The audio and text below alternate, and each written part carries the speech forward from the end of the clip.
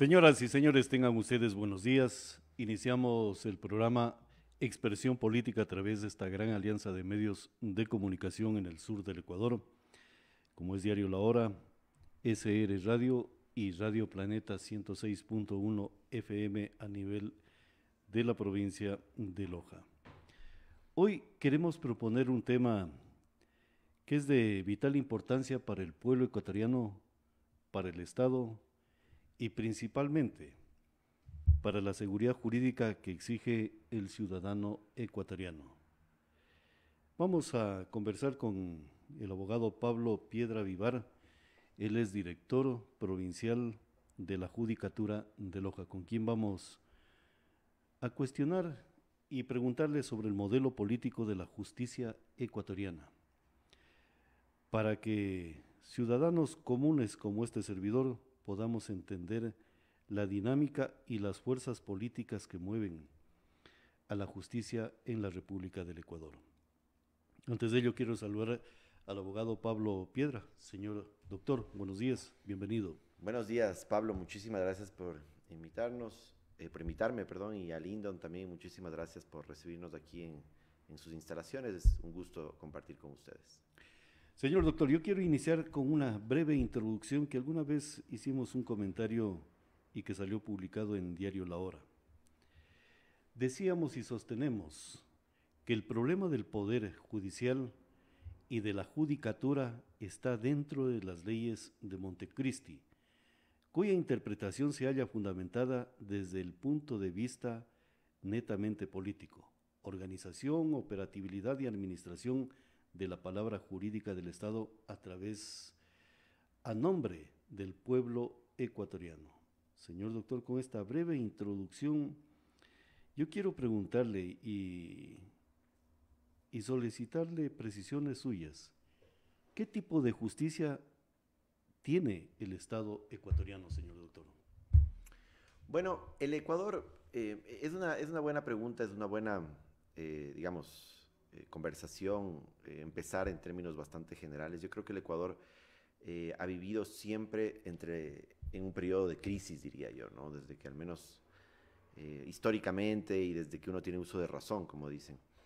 Y la justicia no está alejada de esas crisis que ha tenido el Ecuador. Yo recuerdo cuando era estudiante en la Pontificia Universidad Católica del Ecuador y estaba ya en los últimos semestres. Recuerdo cuando el gobierno de Lucio Gutiérrez se tomó la Corte Suprema de Justicia, instauró la Pichicorte y destituyó a una Corte Suprema que, si bien estaba siempre bajo el escrutinio de la ciudadanía y de los medios de comunicación, también había una percepción generalizada también de que los jueces que constituían esa Corte Suprema en su momento eran jueces probos, eran jueces preparados, aun cuando se sabía que tenían no digo vinculaciones, pero sí líneas políticas, ¿no es cierto? Algunos jueces eran más de izquierda, de centro izquierda, y otros eran más de derecha y tenían una afiliación, por ejemplo, con el Partido Social Cristiano. Recuerdo que había en esa época histórica un grupo de jueces se reunió con el expresidente León Febres Cordero en el Cortijo para decidir quién debía ser el presidente de la Corte Suprema, mientras otros jueces se apartaron de eso. Entonces, a pesar de que la Corte Suprema tenía esos cuestionamientos, era una Corte Suprema constituida por magistrados de altísimo nivel, de altísimo nivel. Y esa corte fue destituida de la noche a la mañana por una mayoría legislativa que instauró lo que se denominó la Pichicorte, ¿no es cierto? Claro. Que en su momento anuló los juicios contra Bucarán, los trajo acá. ¿Y por qué hago este recuento? Porque cuando nosotros estábamos en la universidad como estudiantes y miembros de la Asociación de Escuela de Derecho y de la Federación de Estudiantes, salimos a protestar por esta situación. Hubieron unas tomas de hecho de la Corte Suprema en su momento. Fuimos más que a respaldar a los magistrados de la Corte Suprema en su momento, a protestar porque se estaba descabezando una función de Estado, se estaba dando un microgolpe entre la función legislativa y el Ejecutivo en su momento. Sin embargo, pasó la Pichicorte, luego hubo esta crisis política donde Lucio Gutiérrez dejó de ser gobierno y hubo una destitución de los jueces, de toda esa corte, de lo que se denominó la Pichicorte, y entramos a un proceso de elegir a través de un proceso transparente, nuevamente que se buscaba que sea transparente, una nueva Corte Suprema. Ahí estuvo en esa comisión, por ejemplo, usted recordará, el doctor Bolívar Torres, estuvieron otras, se me va el nombre ahorita, pero hubo un proceso transparente, liderado, también que fue revisado y supervisado por Naciones Unidas en ese momento, y a través de un concurso público transparente se eligió nuevamente una Corte Suprema. Esta Corte Suprema se mantuvo en funciones hasta más o menos del 2007-2008, cuando una mayoría de la Corte, de la Asamblea Constituyente descabezó esa corte. Claro, iniciábamos ya una nueva constitución. Ajá. Y había el periodo constituyente. Exacto, y entonces eliminaron los jueces, me parece que eran 32 jueces, y hubo los redujeron a 16, y entonces por sorteo quedaron, pero muchos jueces no se prestaron para ese sorteo, salieron la mayoría, entonces tuvieron que entrar de un banco de elegibles otros, y quedó una Corte Suprema ya frágil en su momento. Y luego vino la famosa metida de mano de la justicia a través de la consulta popular que se realizó, donde se decía que se iba a meter por una vez la mano en la justicia, y ahí pues hubo ya una intromisión mucho mayor en la justicia, que más o menos ha persistido, digamos, y esa es la herencia que nosotros tenemos ahora. Pero entonces, a lo que yo quiero decir, Pablo, es que si bien hay una responsabilidad directa de los últimos 15 años de gobiernos en este país, también hay una responsabilidad histórica que viene de mucho más atrás, ¿no es cierto? Porque esta historia que les estoy contando ha impedido que jueces probos y preparados lleguen a administrar justicia en las más altas cortes de este país. O sea, estamos hablando, señor doctor, y disculpe que le interrumpa, que el Poder Judicial, el poder como parte del Estado ecuatoriano dentro de este republicanismo, ha sido el más violado, si cabe el término, en sus aspectos jurídicos y constitucionales. ¿De dónde surge el poder de las cortes del país como poder judicial? Pero esta manipulación, ¿por qué se produce desde el punto de vista político y no? Y por ejemplo, a mí me llama la atención que el Foro de Abogados no defiende el origen del Poder Judicial de la República del Ecuador, señor doctor. Yo estoy de acuerdo con usted en el sentido de que yo creo que la función judicial es una de las funciones con más responsabilidad, una responsabilidad muy fuerte en la sociedad, pero con menos poder político. Claro. Porque, digamos, por la propia naturaleza de las cortes no pueden entrometerse en la administración política del Estado y están a expensas de un manejo político que siempre busca entrometerse en la justicia para buscar facilitar y arreglar sus propios intereses. Y mira, mi padre el otro día conversaba, ¿no? Y mi padre es una persona que, bueno, ya tiene una edad, pero es joven todavía, pero él viene de una familia política muy que siempre ha estado pues en ese juego de la política. Y él me decía yo recuerdo que desde la época de Otto ¿De quién Arosemena, estamos hablando, doctor, para que conozca la ciudadanía? Mi padre es del doctor Arturo Piedra Armijos. Es una persona muy letrada en la parte jurídica, sí, y en la parte política también. Sí. Y entonces él me decía, mira, desde la época de Otto Arosemena, desde la época del propio coronel Armijos, se decía que siempre había que tener a alguien en la función judicial para que no los meta presos, y otra en la asamblea para poder hacer lo que uno quiere desde la parte. Y entonces este manejo y esta visión de la justicia desde la parte política, yo creo que ha dañado y contaminado desde siempre la administración de justicia. Porque el aparato político, la clase política de este país siempre ha buscado controlar la función judicial para, ya sea, protegerse de una posible persecución a futuro o perseguir a sus adversarios. Y entonces esto en el medio ha permitido que la justicia también se la maneje para la consecución de fines personales por sobre el servicio público que debería existir. Entonces yo creo que ese es un pecado original que tiene la administración de justicia en este país, no de ahora, sino de mucho antes. Y la falta de entendimiento de la sociedad que digamos, es víctima de esta cultura, de entender que la justicia no es algo, la función judicial honesta, transparente, independiente, no es el resultado de una actividad que se la realiza de la noche a la mañana, sino de un proceso generacional que entrega a las sociedades el resultado de una administración correcta y transparente. Y eso usted lo ha dicho, sí, y usted lo ha dicho muy, muy categóricamente y con un conocimiento y experticia que me parece muy interesante. Muchas gracias. El tema del poder judicial o de parte del Estado, que es la justicia, ha evolucionado, porque desde la primera Constitución hemos tenido ese problema. Como dice usted, el pecado de origen de la justicia en el Ecuador habrá que irlo revisando a lo mejor dentro de las constituciones de la República del Ecuador. El andamiaje político, claro, esa intromisión, como usted dice, es muy cierto. ¿Para qué? Para blindarnos de cualquier asunto de fiscalización, a lo mejor de observación de los actos políticos que hicimos y también para perseguir a nuestros opositores. Y la justicia no debe ser en ese nivel, señor doctor. Así es, completamente de acuerdo.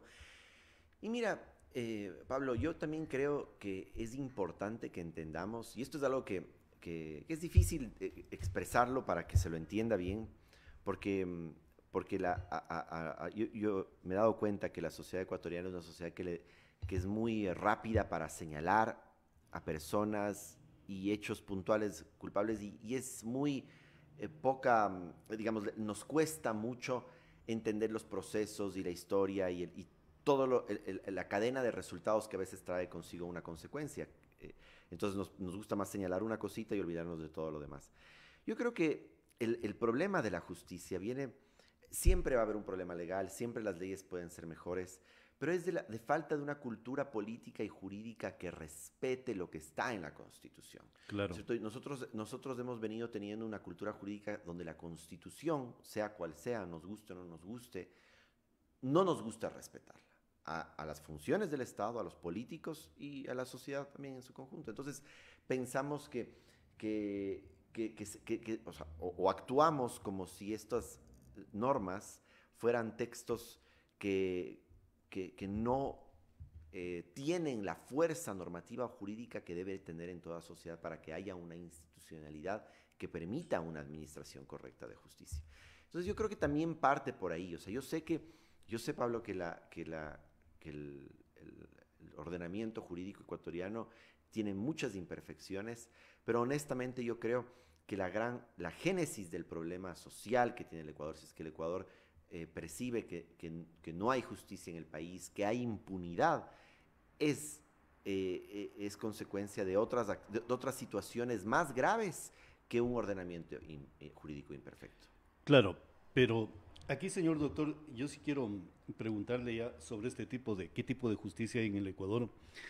Por ejemplo, el andamiaje constituyente, porque de allí derivaron las constituciones de 1998, que despectivamente le llamaron la constitución de los cuarteles, porque se hizo dentro de un recinto militar. Y la constituyente de Montecristi, que tenemos la constitución actual. Y allí topan el tema del poder judicial. El poder judicial para hacer prevalecer el imperio de la justicia para un pueblo. Pero en la constitución anterior se habla de la Corte Suprema de Justicia. Sí. Y en la actual constitución se habla de función de la justicia y justicia indígena, señor doctor. Ya, a ver, yo entiendo que estos puedan ser conceptos que incluso nos lleven a una discusión filosófica y política de fondo sobre la situación, pero y también pasa por una estética. Yo también me sentiría más cómodo si es que se mantendría, por ejemplo, el concepto de Corte Suprema, porque le volvería como que a esa institución del Estado dar una cierta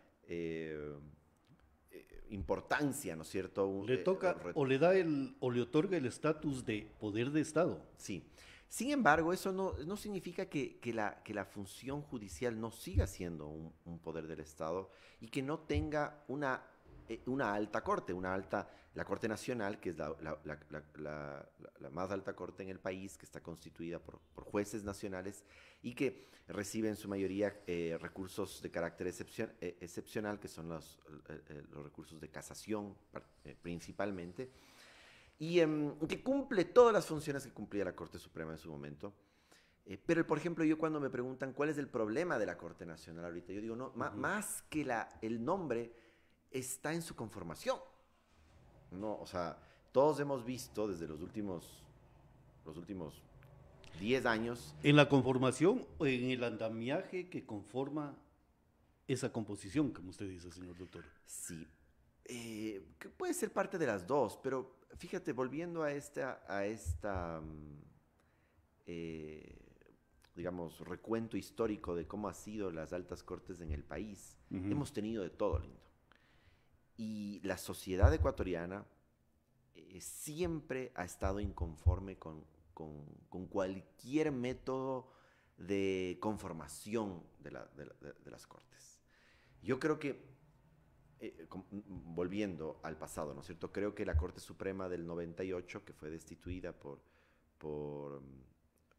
el coronel Lucio Gutiérrez, era una corte que estaba muy bien conformada y que además tenía un método de conformación a futuro que era muy importante, porque la Corte tenía un método de cooptación. Entonces eran las propias fuerzas internas, los propios jueces de la Corte los que elegían a los jueces que los irían a reemplazar a ellos. Y eso permitía que en el tiempo se vaya depurando las injerencias políticas que existía en el origen, ¿no es cierto?, de la conformación, porque siempre, o sea, si nosotros empezamos de cero, siempre va a haber alguien que te nombre a ti como juez de la Corte Suprema, juez de la Corte Provincial.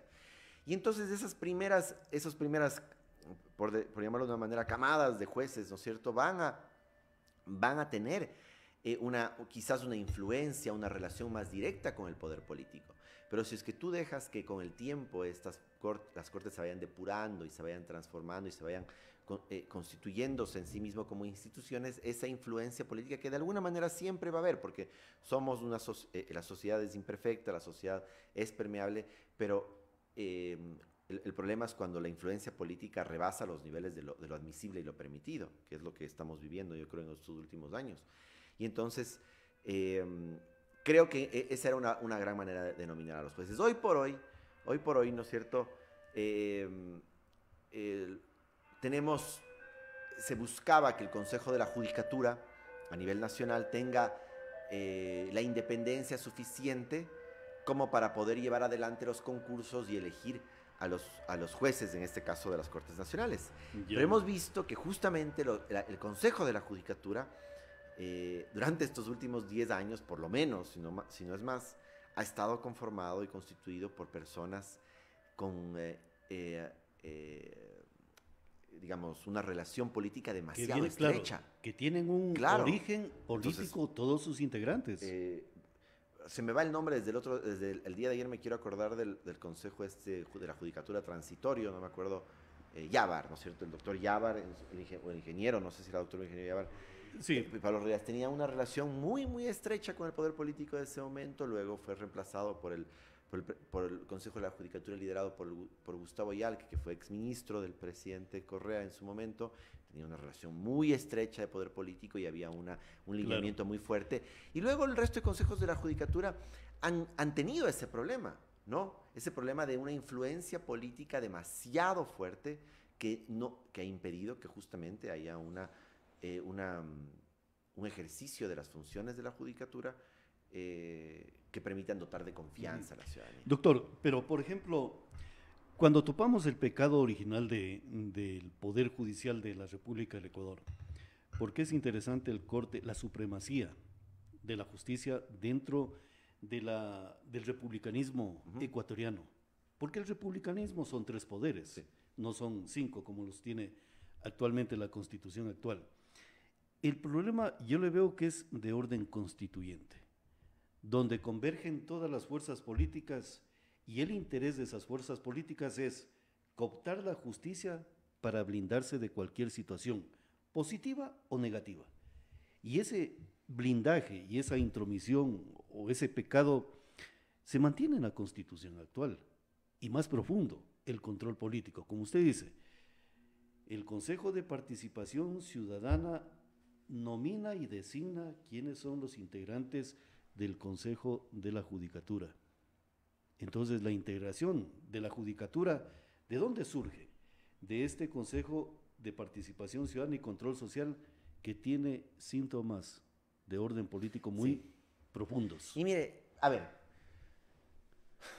yo le voy a decir muy honestamente, Pablo, yo estoy en contra de promover y de que se dé en el Ecuador un nuevo proceso de refundación. Yo creo que el Ecuador ha tenido ya varias fundaciones, refundaciones, y no logramos,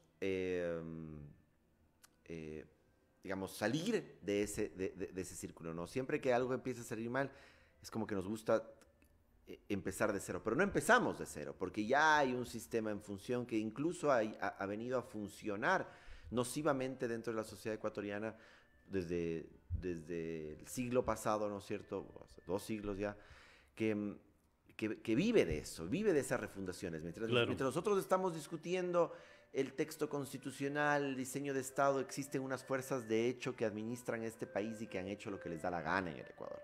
Y creo que justamente eso es una causa por la cual el Ecuador vive este atraso, esta falta de avance y de este modelo injusto que tiene el Ecuador. Entonces yo no estoy a favor de esos procesos refundacionales y particularmente de pensar que la solución al problema institucional en el Ecuador recae en una nueva constituyente, sobre todo en los actuales momentos del país donde la clase política en el Ecuador ha demostrado que no está a la altura, ¿no es cierto?, de administrar su propio, digamos, lo que actualmente tiene que administrar, peor un proceso refundacional donde nos tocaría discutir nuevamente una norma suprema que es el pacto social, ¿no es cierto?, que permite tejer el Estado. Partiendo de ahí, creo que también ha habido, y justamente yendo a esta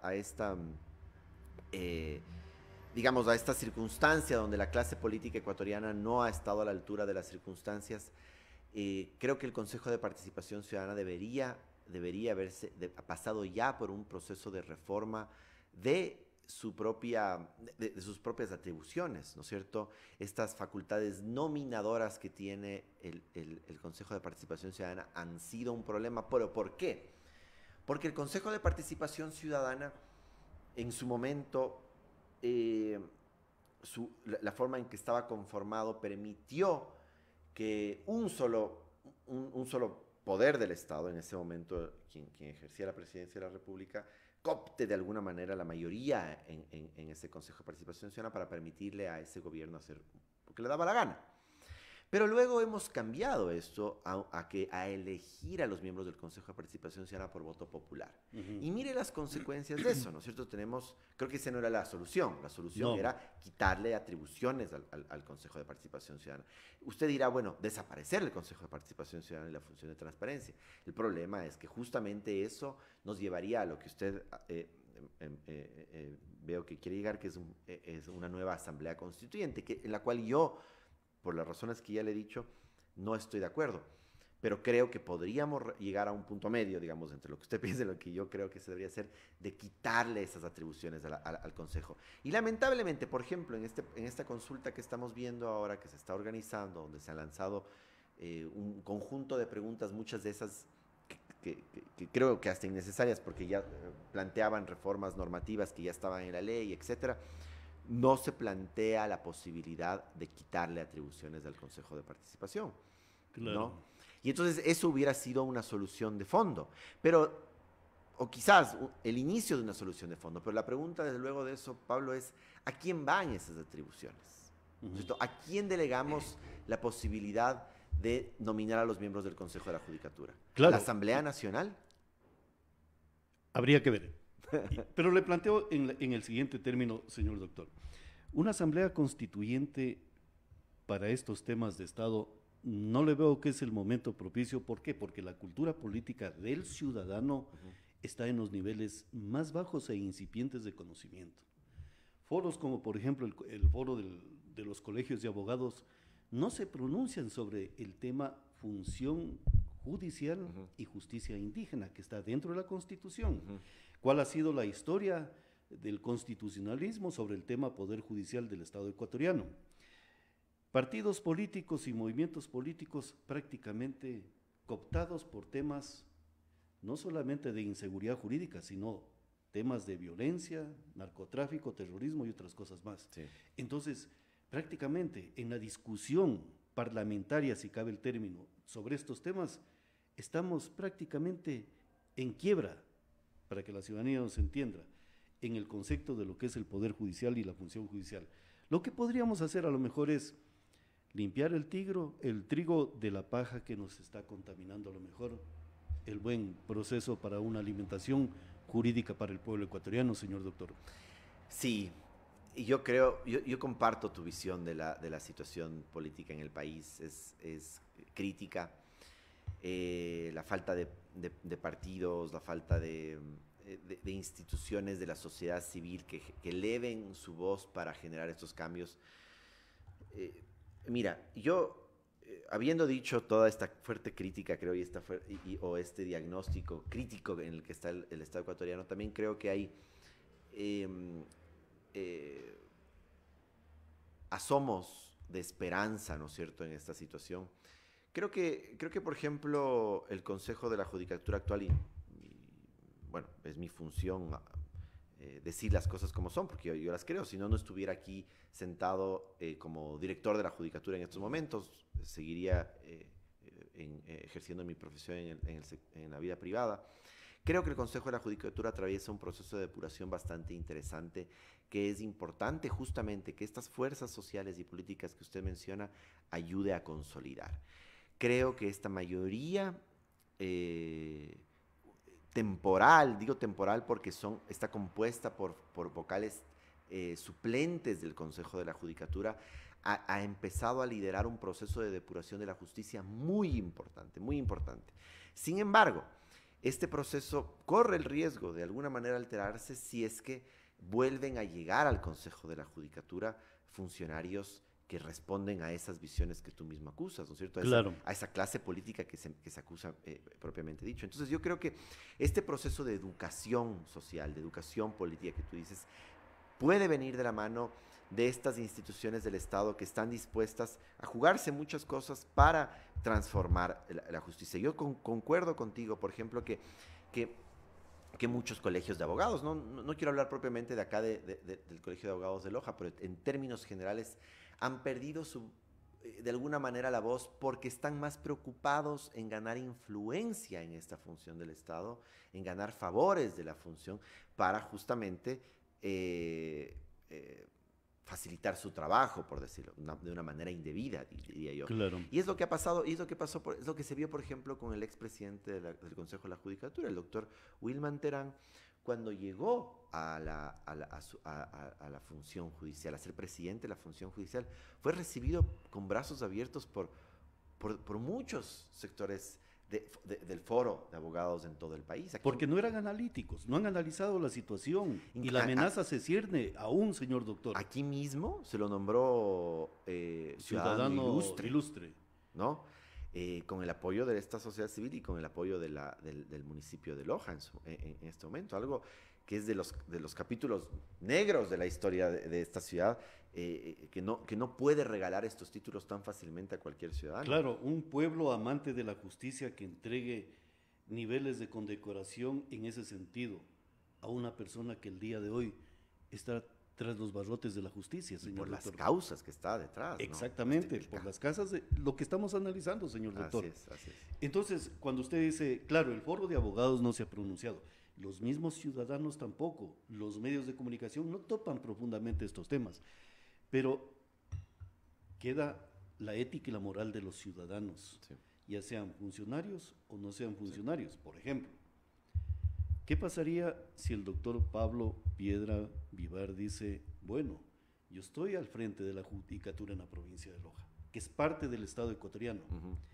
Pero vamos a ver también el virtuosismo que se pueda producir y las debilidades de lo mismo. Porque la Constitución, la amenaza está en la Constitución y firme.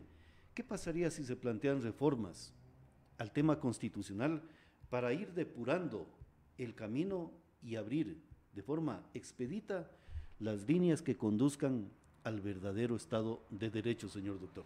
Sería importante y habría que contribuir a eso. Claro. Pablo. Habría que contribuir a eso, como tú dices, desde la sociedad civil, desde los medios de comunicación y desde la propia institucionalidad. Por ejemplo, yo una de las cosas uno de los mensajes que les he dicho a los funcionarios de la judicatura, a los jueces y magistrados de la ciudad de Loja, es de que en primera instancia yo no he venido acá a la judicatura a interferir en su trabajo. Yo no he venido acá a interferir en su trabajo jurisdiccional. Yo sé que la justicia tiene problemas, ¿no es cierto? Pero un gran elemento de ese problema es la constante intromisión en esa justicia. Los jueces tienen que tener la libertad para poder actuar conforme a derecho y resolver las causas que llegan a donde ellos en derecho, no porque el director de la judicatura le dice, ven, Ñañito, ayúdame con esto, yo te ayudo con tu sobrina acá, yo te ayudo con tu primo acá. Eso no puede ser. Justicia. Eso no es justicia. Pero a eso es lo que nos hemos venido acostumbrando, Pablo, y hemos visto, pero no, a veces no denunciamos porque tú sabes. Uno está convencido de que las cosas son así, uno sabe que las cosas están así, claro. Pero cuando no es funcionario y cuando no tiene las pruebas para hacerlo, no puede hacerlo porque se juegan muchas cosas o porque finalmente a uno nos cansa porque yo he sido activista en algunas causas y a veces es desgastante eso, ¿no es cierto? Es desgastante estar elevando tu voz a cada rato y a veces tú sientes que esa voz cae en sacos vacíos, ¿no es cierto? En oídos sordos. Claro. Entonces es importante recuperar eso. Y lo otro y con esto termino esta parte, digo, y lo otro importante que les he dicho es que yo no estoy aquí para tampoco ganarme el favor de la judicatura. Yo pretendo trabajar hombro a hombro con la institución para sacar adelante la justicia, pero no vengo acá yo a ponerme como alfombra, ¿no es cierto? Para que desde la judicatura en Quito digan que este es un funcionario, es nuestro amigo, vamos a darle esto, vamos a llevarlo acá, vamos a llevarlo juez. No, yo vengo a pelear por la justicia aquí en Loja, yo vengo a pelear por más recursos, yo vengo a pelear porque los jueces tengan las herramientas necesarias para que hagan justicia, para que haya un mejor ambiente en la función y los funcionarios puedan ser tratados como seres humanos, ¿no es cierto? Y que puedan, en un mejor ambiente, puedan hacer un mejor trabajo para la sociedad civil, para que puedan servir. Claro, y más que todo el verbo jurídico que representa y le da seguridad al pueblo ecuatoriano se ha respetado por cualquier síntoma de ideología de un magistrado. O sea, la toga de un juez no tiene ideología. Allí entra simplemente la experticia y la sabiduría jurídica de un juez para administrar ese verbo jurídico. Como usted decía, yo he venido aquí a cumplir, y aquí viene algo que es parte bíblica. Yo no he venido a modificar la ley de los profetas, sino a hacer cumplir la ley. Eso está en el Sermón de la Montaña. Y eso es todo. Exacto. Eso es todo. O sea, no hay para qué interpretaciones ni variaciones de alguna. A lo mejor la deidad de este Estado es el pueblo ecuatoriano. Y si el pueblo ecuatoriano ordena que se modifique o se cambie alguna situación sobre el tema, hay que acatar eso. Hay que acatarlo. Por supuesto, porque las normas de los hombres no son perfectas. Y las sociedades avanzan y desarrollan, y las sociedades se van perfeccionando también. Por ejemplo, vea, señor doctor, el momento crucial que usted está liderando la judicatura en Loja y el momento crucial que vive la República del Ecuador, no solamente le obliga a administrar, sino a lo mejor a demandar mayores insumos para determinar una experticia de cómo tiene que ser el Consejo de la Judicatura. La necesidad alta que tiene el Estado ecuatoriano sobre temas de inseguridad, que incluso van al tema jurídico, va a demandar de una experticia qué es lo que debemos de modificar, ampliar derogar, perfeccionar para que fluya la supervivencia del Estado, señor doctor. En eso estamos ahora. De acuerdo, y creo que parte mucho por también dar a conocer, y lo que tú decías, ¿no? Enseñar a la sociedad cómo funcionan estos procesos. Estamos hablando en términos muy abstractos y me gusta mucho eso, pero un poco para aterrizar a ciertas cuestiones concretas. Yo cuando estaba ejerciendo la profesión y estaba dentro de un caso, o sea, como abogado hace algunos meses, tuve la oportunidad de conversar. Yo nunca ejercía en el derecho penal, muy poco. Yo me dedicaba más a temas constitucionales, civiles, patrimoniales, pero a veces mis clientes demandaban que me involucre en temas penales también. Entonces, en la poca experiencia que tengo en el mundo penal, conversaba con un funcionario de la policía judicial. Y este policía, la policía judicial, me decía: doctor, ¿cómo quiere que nosotros hagamos nuestro trabajo si hay 6 miembros de la PJ para toda la provincia de Loja? Para toda la provincia de Loja, 6. ¿Y qué hacen los funcionarios de la PJ? Los funcionarios de la PJ son las herramientas básicas, ¿no es cierto? Claro. Los básicos que tiene la fiscalía para llevar adelante su investigación. Entonces, por ejemplo, él me decía: si el día de mañana tenemos que hacer un levantamiento de cadáver en Zapotillo, a veces les toca esperar un día para el levantamiento de cadáver, porque nosotros estamos haciendo algo, estamos todos ocupados al otro lado de la provincia, ¿no es cierto? Entonces, ¿qué pasa? Que un día hasta que se haga el levantamiento de cadáver se pierden pruebas, se pierde la oportunidad de hacer un levantamiento propio de las situaciones del hecho delictivo para poder llevar los hechos de verdad. Y se genera impunidad, ¿no es cierto? Pero entonces, luego de una investigación con muchas falencias debido a que no se, o sea, estas 6 personas de la PJ que a veces hacen lo mejor que pueden con los recursos que tienen, porque además no son personas que el Estado ha invertido una gran cantidad de recursos para formarlos, ¿no es cierto? Uno a veces piensa que las cosas funcionan como en las películas, ¿no es cierto? Sí. Que vienen a hacer pruebas de ADN, y eso aquí en el Ecuador casi no existe, peor en la provincia de Loja. Entonces, si nosotros vamos hacia una investigación penal, ¿no es cierto?, con estas falencias, un fiscal que está abarrotado de casos, porque la fiscalía tiene muchas deficiencias, sí, pero también hay una falta de recursos importante, ¿no es cierto? Fiscales abarrotados de casos. Es que el fiscal no acusa en este caso. Bueno, porque el fiscal tiene que revisar. Y yo te digo, y no hablemos de cosas complejas, porque cuando hablamos de política pública a veces nos encanta, y yo los escucho a las personas que hablan de esto, de temas de narcotráfico, de temas de los delitos políticos, ¿no es cierto?, de los ministros y demás. Pero al ciudadano común, lindo, lo que le interesa también es que se reduzca la impunidad en los hechos, en los delitos del día a día, ¿no es cierto? Usted vaya a ver cuál es la tasa de resolución de un delito menor, como un hurto, por ejemplo, en este país. El hurto o el asesinato de personas normales y comunes, ¿no es cierto? La tasa de impunidad es altísima, lindo, ¿no es cierto? ¿Por qué? Porque los recursos están enfocados a resolver, digamos, cuando se habla de la seguridad, se habla de que hay que mejorar la operatividad de la policía para resolver problemas de narcotráfico. Pero no se habla de resolver la operatividad de la policía para resolver crímenes menores.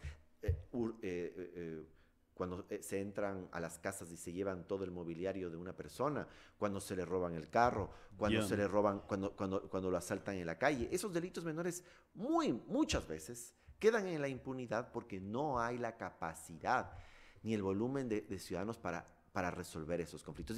O después llegan a donde un juez con una investigación mal hecha porque no habían recursos, o pobre porque no había el suficiente cooperación por parte de las instituciones del Estado como de la PJ para hacerlo. Y entonces el juez dice: bueno, no hay pruebas.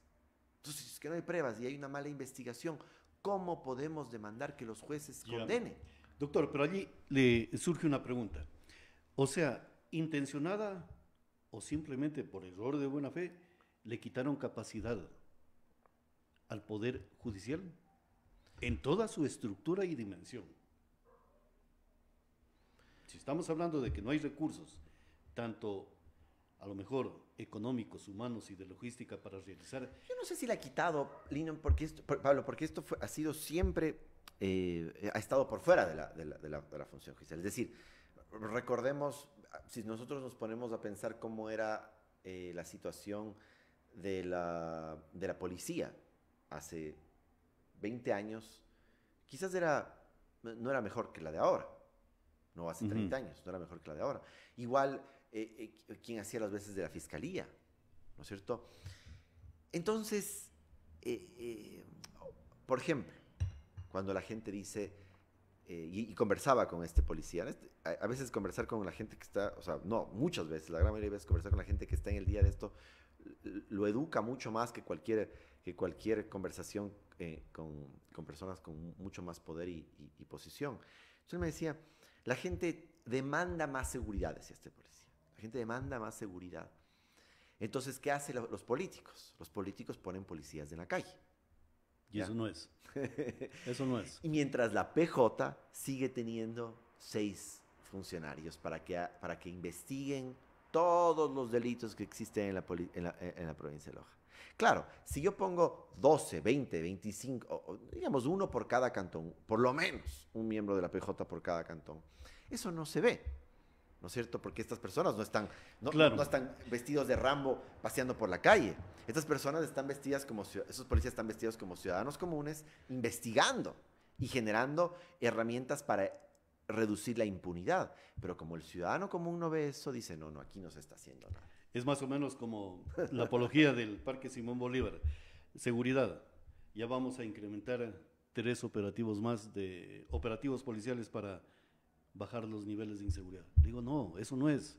Queremos que se movilice el poder institucional, logística y recursos para asimétricamente poder desterrar ese síntoma de inseguridad. Acá es lo mismo, señor doctor.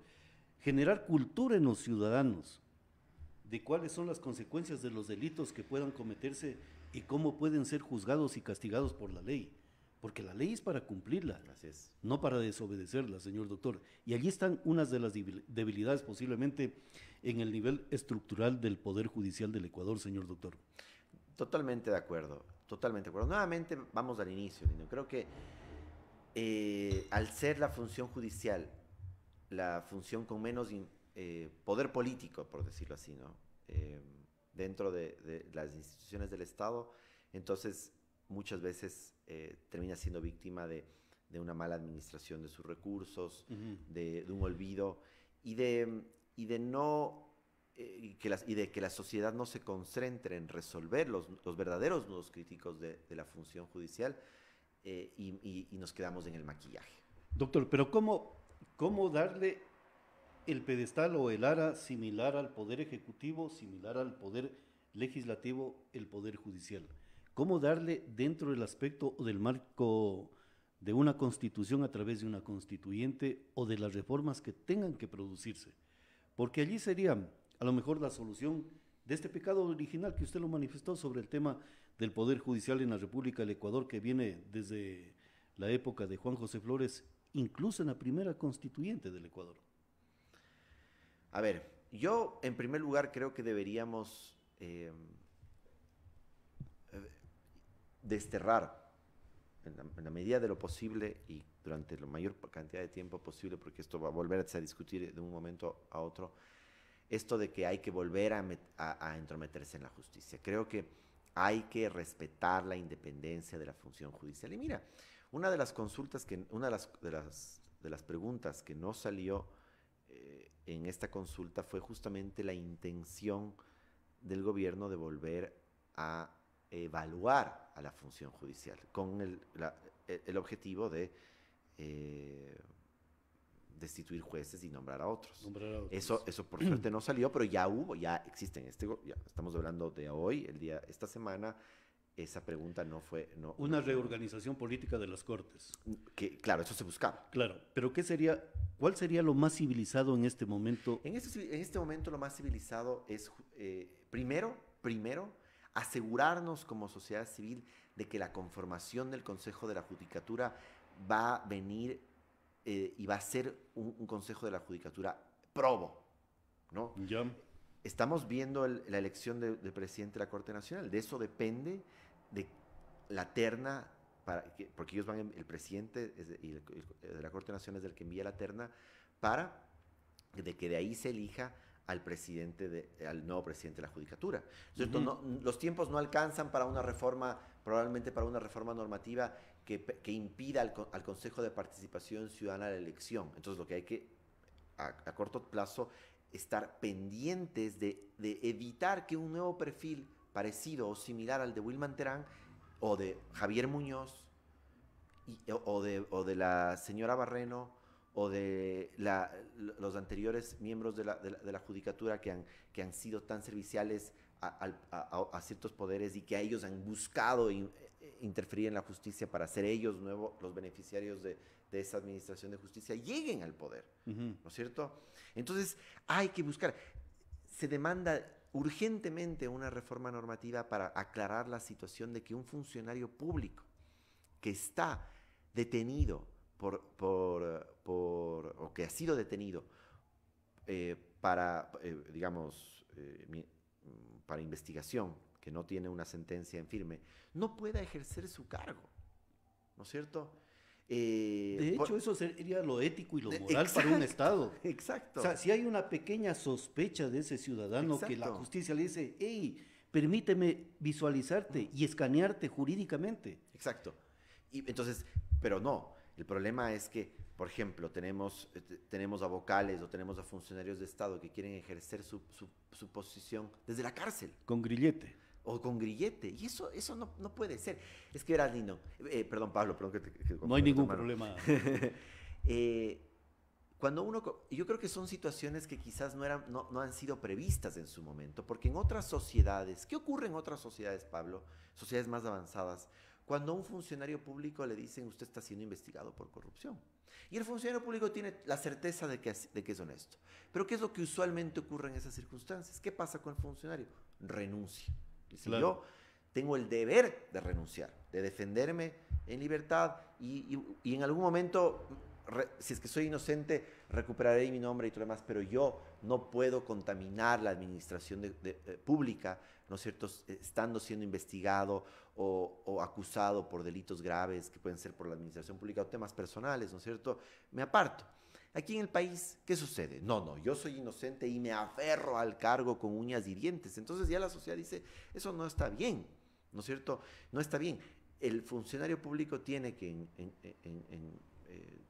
todos somos personas, todos cometemos y nadie libre de pecado. Nadie tiene un pasado claro, completamente intachable. Aquí a veces pensamos que queremos que vengan ángeles y nominen a los funcionarios y digan, esta persona cuenta con mi nominación y va a ser una persona pulcra, y eso no ocurre. Somos hombres, somos mujeres con equivocaciones y falencias, pero si es que estamos ejerciendo una función pública y cometemos una falta que tiene que ser investigado, se nos investiga por una situación grave, tenemos que tener la inteligencia suficiente para decir, ¿saben qué? Me aparto, voy a continuar esto aparte, pero como en el Ecuador no se da, porque tenemos una sociedad que está plenamente contaminada y la gente aquí hace lo que le da la gana, al parecer, sobre todo los funcionarios públicos. Entonces, deben haber normas que digan, vea, si usted está privado de la libertad, porque está siendo investigado por algo, no puede ejercer una función pública. No puede. Eso es algo que tendría que cambiar.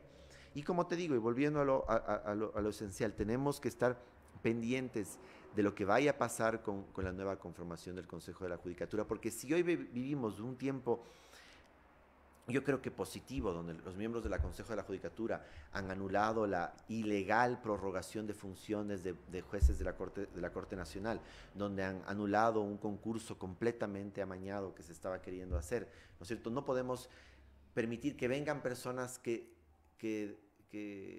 vuelvan a lo que ya se está corrigiendo. Entonces, y luego, posterior a eso, cuando las aguas un poco se calmen, sí pasará un proceso de reforma normativa donde el Consejo de la Judicatura rever el proceso de nominación de los miembros de la Judicatura y justamente las funciones también ahí que la Judicatura tiene, y además revisar, por supuesto, las funciones nominadoras del Consejo de Participación Ciudadana, que es una institución que realmente no ha sabido funcionar, ha sido una equivocación, no ha sido más un problema que cualquier otra cosa, que ha sido el origen también de muchas injusticias en este país. Entonces, eso se tiene que revisar, pero se tiene que revisar quizás, Pablo, en un proceso que no sea en una época electoral, ¿no es cierto? Ahorita estamos ya en una época electoral y políticamente quizás la discusión de estas cosas no sea el momento oportuno. Pero bueno, en el país parece que nunca hay momentos oportunos, entonces en algún momento hay que hacer las cosas. Y yo creo que se debería de revisar lo que es el tema a nivel internacional, de cómo se conforman los poderes judiciales de otros estados y también estos organismos de selección, nominación y también de control. Yo estoy de acuerdo contigo, pero fíjate también, yo soy, mira, lo que voy a decir, yo soy un férreo defensor de las instituciones del Estado. Por ejemplo, yo miro con mucha desconfianza cuando la gente generaliza, por ejemplo, el trabajo de la Asamblea Nacional y dice que es una institución que no sirve. No se puede decir eso, ¿no es cierto? Porque ¿cuál es la opción? ¿No tener asamblea? Y ese es en el imaginario colectivo del Ecuador, mucha gente piensa eso, que en el Ecuador no debería haber asamblea. Entonces, ¿cuál es la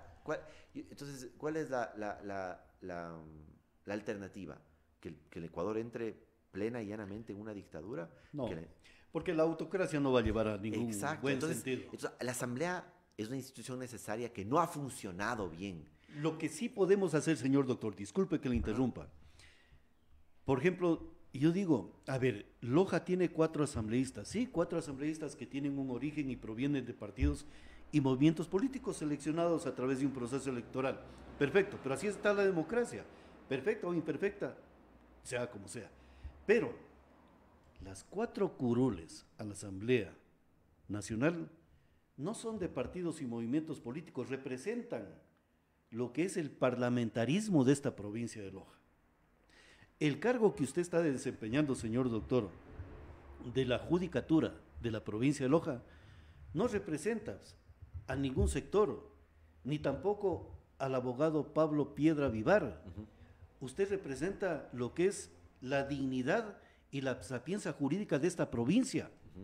Y si nosotros determinamos, digo nosotros como pueblo, de que el Consejo de la Judicatura debería tener otra vertiente de selección y origen a los que integran dicha organización, entonces puede usted elevar su voz como representante de la Judicatura de Loja y diciendo, esto es lo que creemos y se ha discutido en el seno de la sociedad, para ir en esa disciplina de lo que sería el surgimiento de una doctrina diferente a lo que es el Consejo de Participación Ciudadana y Control Social, que es netamente político, señor doctor.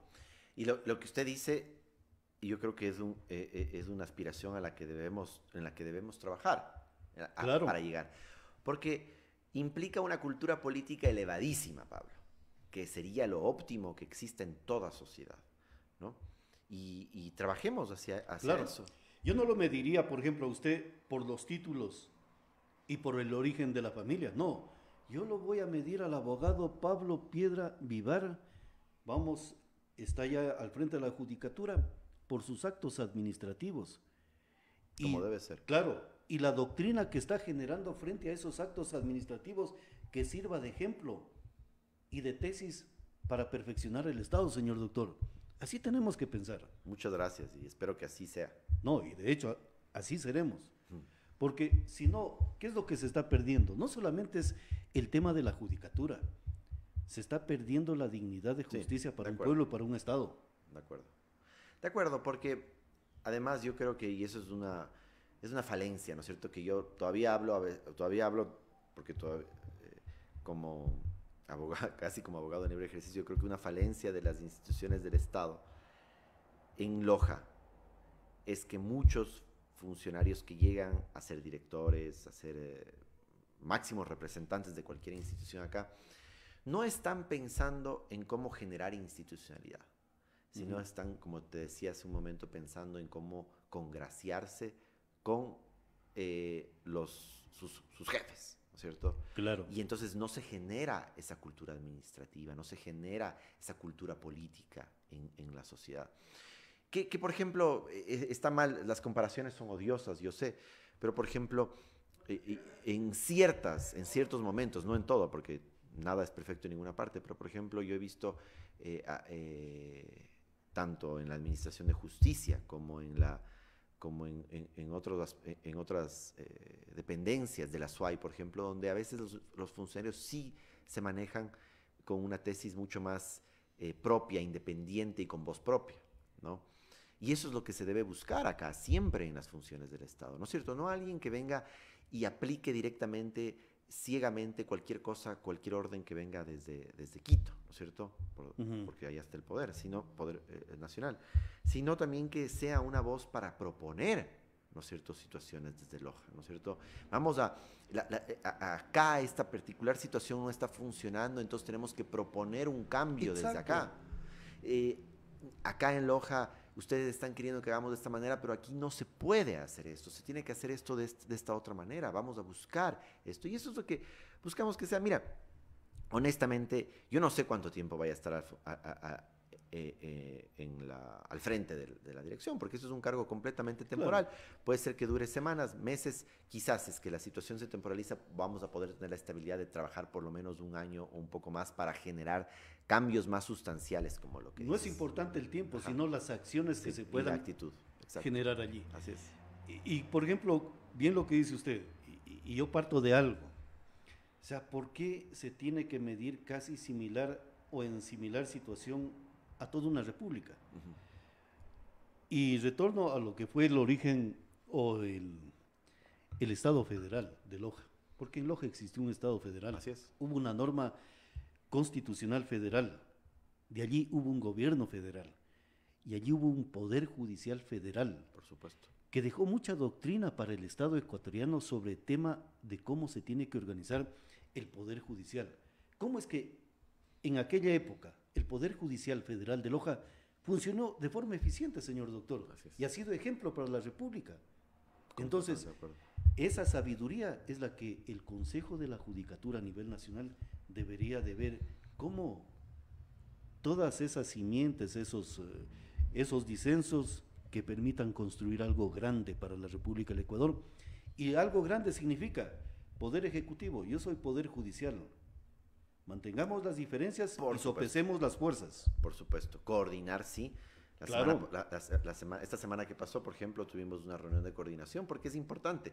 Dentro de este problema de seguridad había que pulir ciertas circunstancias, ciertos riesgos que habíamos empezado a ver que podían generar problemas justamente en la lucha contra la delincuencia. Entonces nos reunimos con policía, la gobernación y dijimos, corrijamos estas circunstancias, perfecto.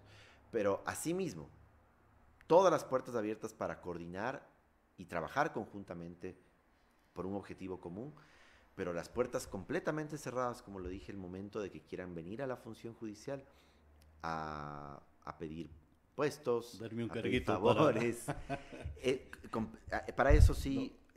Es que allí se contamina. No cuenten con este servidor. Y lo que tú dices, tan importante, Pablo, tan importante,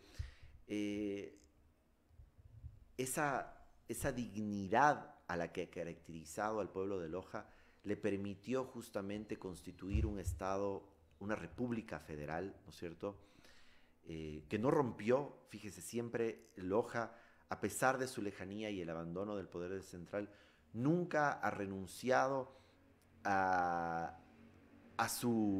ser parte del Estado nacional, del Estado ecuatoriano, a trabajar por un mejor Estado ecuatoriano.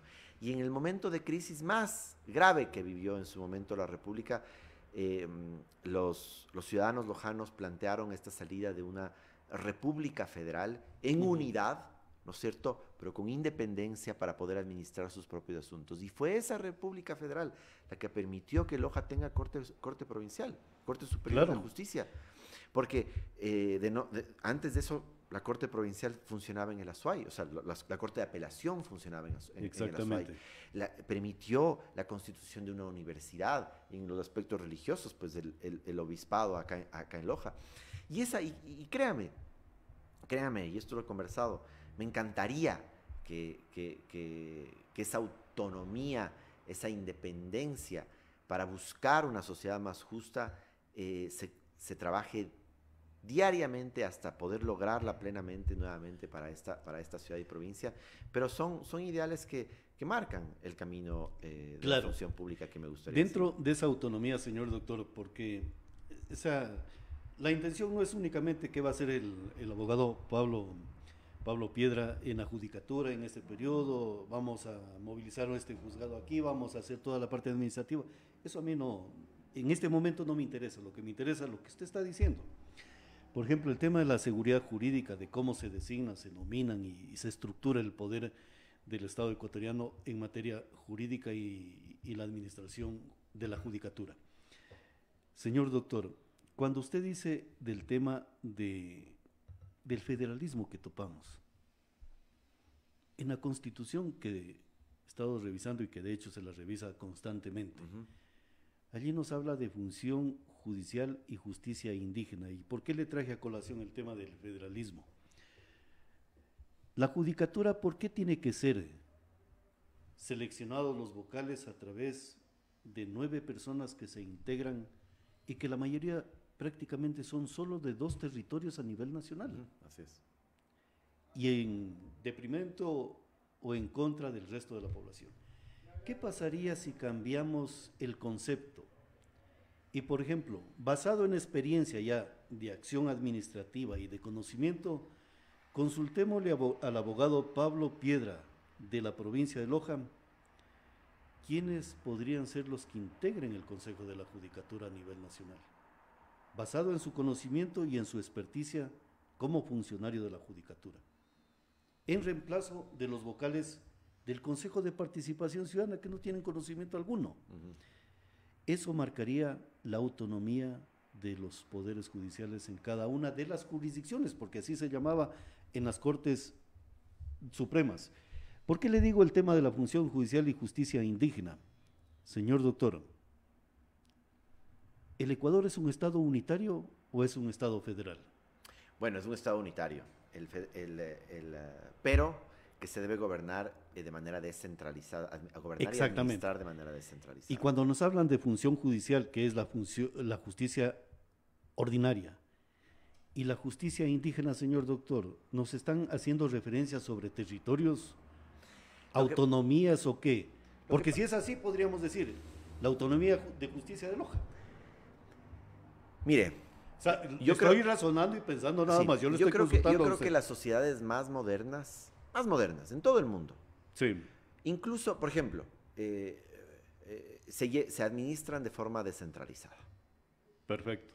Las sociedades más modernas. Mire, usted, vamos a Estados Unidos, a Canadá, tienen una autonomía, las provincias, los estados, tienen una autonomía enorme, ¿no? Vamos incluso a un estado, al estado nacional y unitario que es España, por ejemplo, ¿no es cierto? En España aborrecen un cierto sector de la clase política, la más tradicional, hablar sobre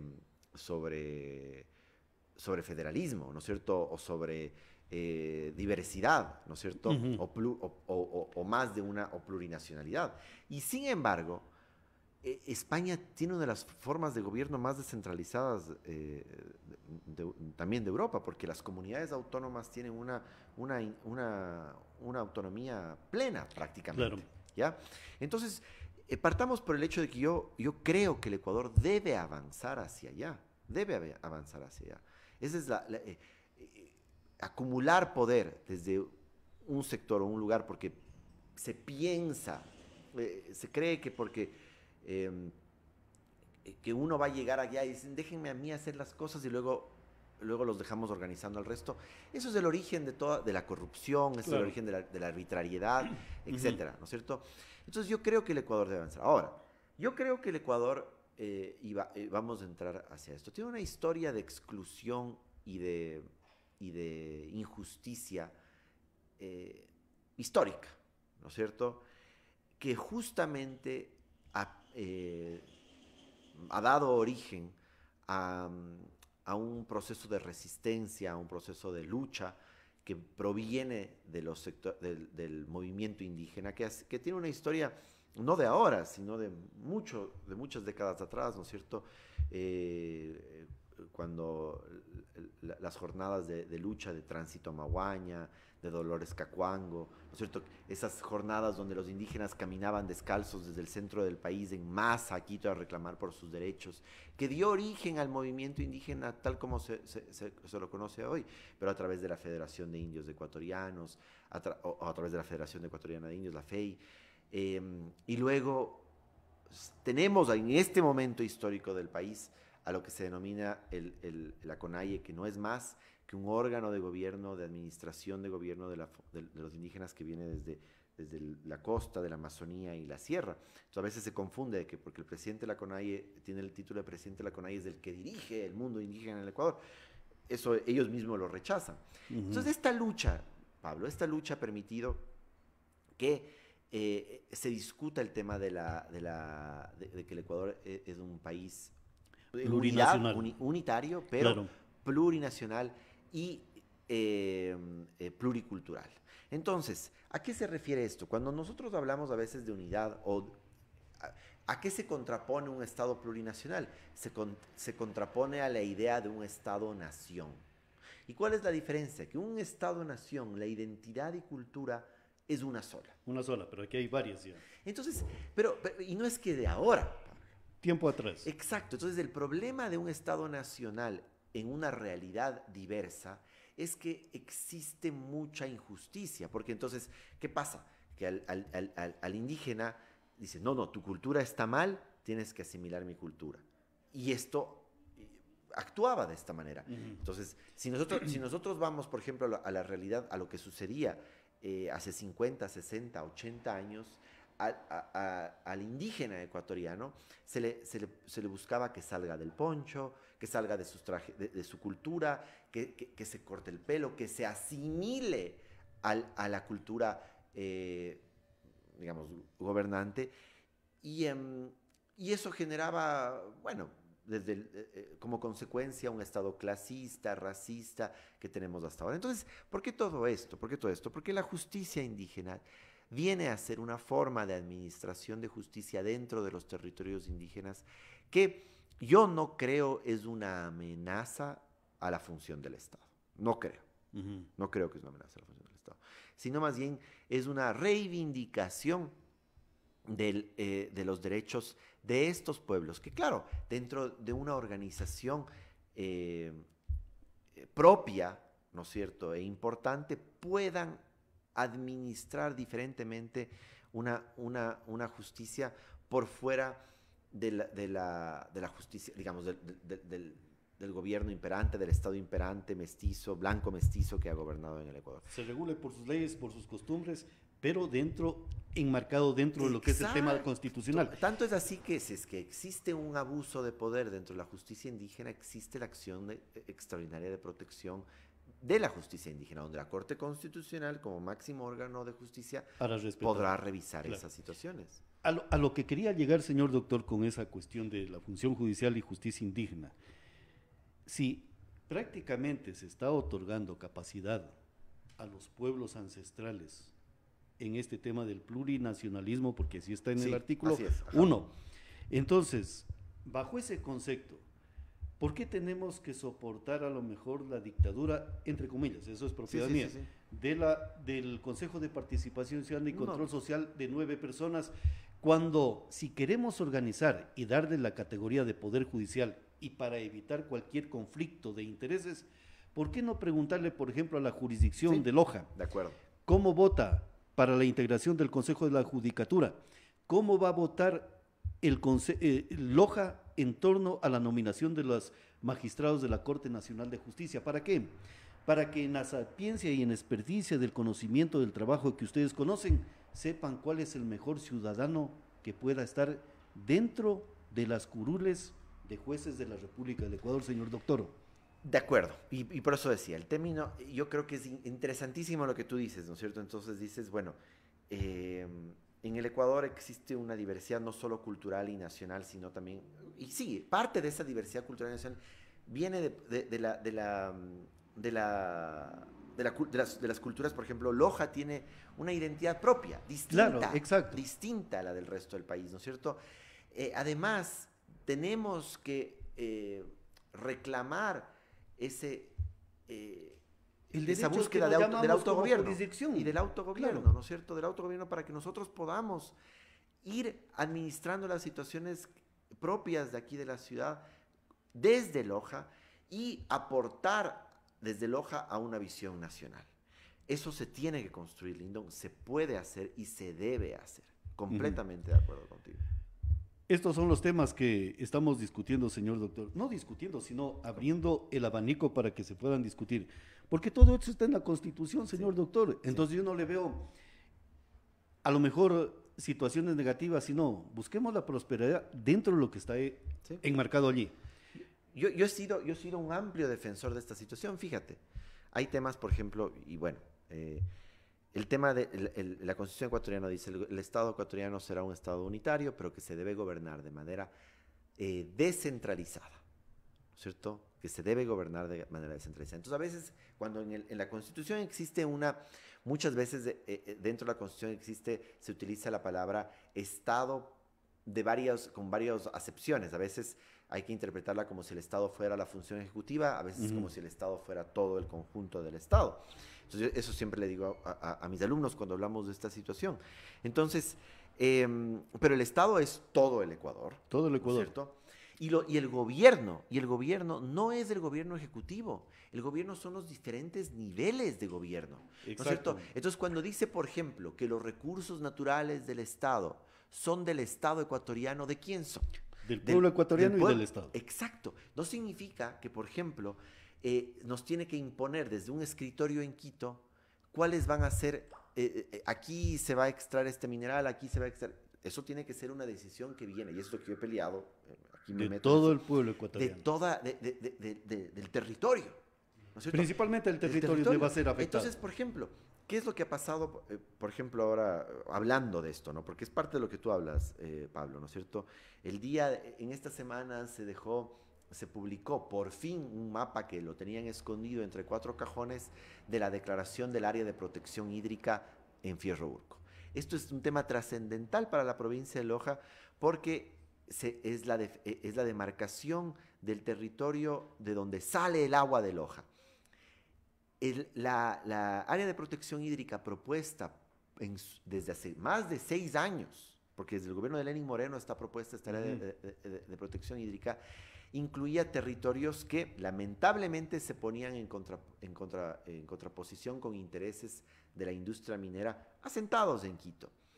El gobierno de Lasso, semanas antes de salir de su administración, dejó por fin declarando el área de protección hídrica, que sonaba importante, pero escondió el mapa.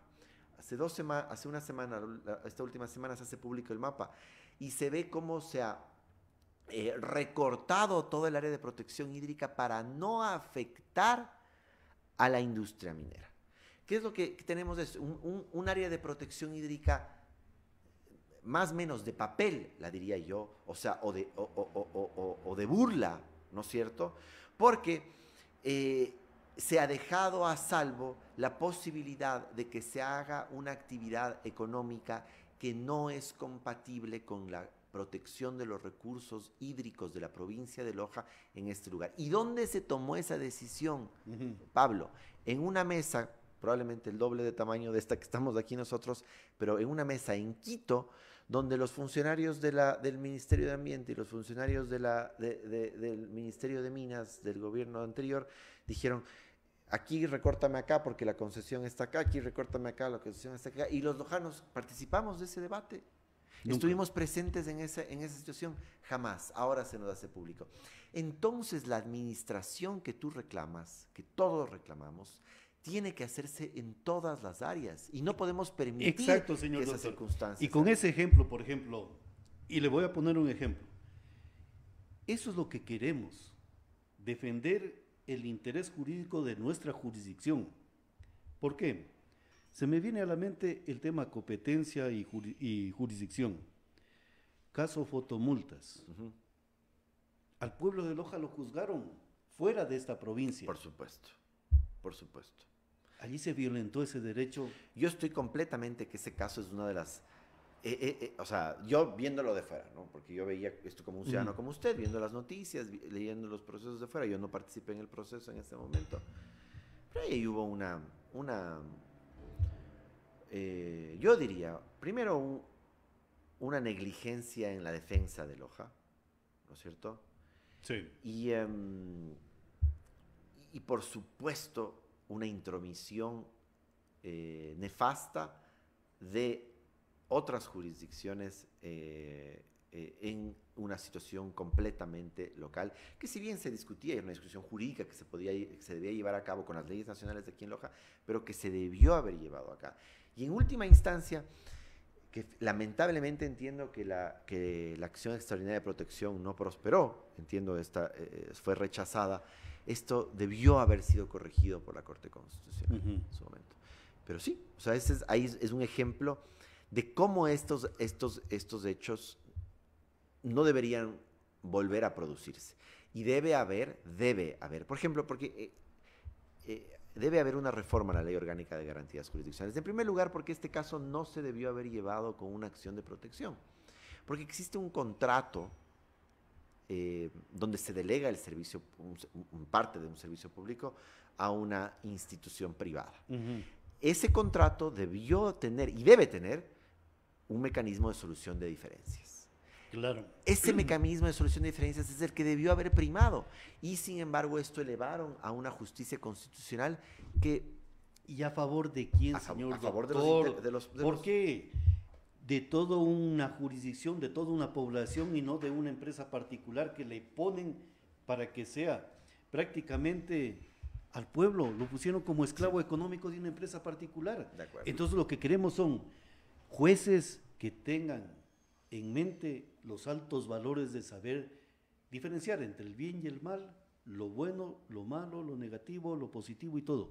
Yo estoy seguro que el foro donde se decidió, o sea, porque hay... yo claro. creo que esto es medible, ¿cierto? No tengo los resultados aquí, pero yo creo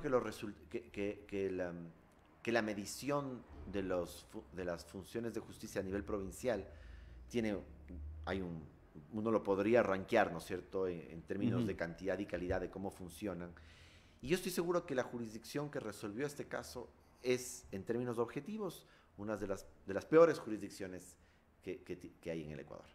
Sí. Se la extrajo de aquí justamente por lo que usted dice. Porque no se lo llevó a la SUAY a resolver esto, no se lo llevó a Pichincha, no se lo llevó a, qué sé yo, a Imbabura, no, se lo llevó a una jurisdicción donde la justicia... Y aparte de eso, la defensa no fue tan sobria, porque únicamente, y se me ocurre en este momento, señor doctor, decir, el Estado ecuatoriano y las constituciones hace tiempo abolieron la esclavitud del pueblo ecuatoriano y este contrato está haciendo referencia a épocas anteriores sobre la esclavitud. Porque ese es el tema del contrato de los votos multas, señor doctor. Doctor, me pidieron que diga los nombres de las personas que estamos debatiendo en expresión política para saber con quiénes estamos. El doctor es el abogado Pablo Piedra Vivar, él es director de la Judicatura en la provincia de Loja, con quien hemos abordado el tema de la justicia ecuatoriana. Señor doctor, ha sido un placer haber Muchas gracias, el placer debatido aquí estos temas de la República. Muchas gracias por la invitación. Bien, a ustedes amigos, gracias por la gentil sintonía a este programa de expresión política. El otro sábado estaremos con otros temas.